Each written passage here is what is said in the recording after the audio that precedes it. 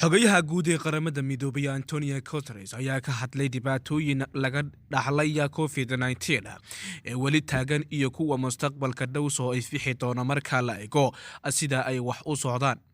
Antonio ayaa sheegay in dalalka ku horumaray dhinaca dhaqaalaha ay dareemi doonaan dhibaatooyin iyo culays kaga imaanaya dhaqaale yarida laga dhaxlayo cudurka, balse waxa uu isweydiiyay wadamada faqiirka ah sida ay noloshoodu noqon karto. Khudbad uu kaga hadlayay xaaladda guud ee la socodka dhibaatooyinka wadamada uu soo wajahay, waxa uu tilmaamay in aysan lagama maarmaan noqonaynin gacansiinta dalalka heerkoodu wax soo saarka uu hooseeyo islamarkaana dakhligoodu uu yahay mid daciifa iyo kuwa soo korayo lagana filan karo dhibaatooyin hor leh.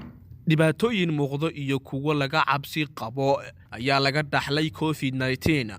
waxaa qaylo dhaamiyay dalalka dhaqaalaha ku hormaraya balka waran kuwa faqiirka ah ama liita sida ay xaaladoodu noqon karto.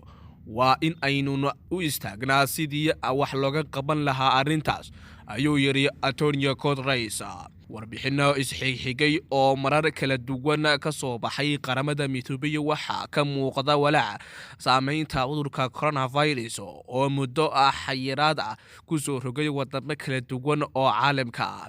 wadamada qaar ayaana gaaray go'aan ay ku tijaabinayaan sidii ay uga qaadi lahaayeen xanibaada ay kol hore saareen.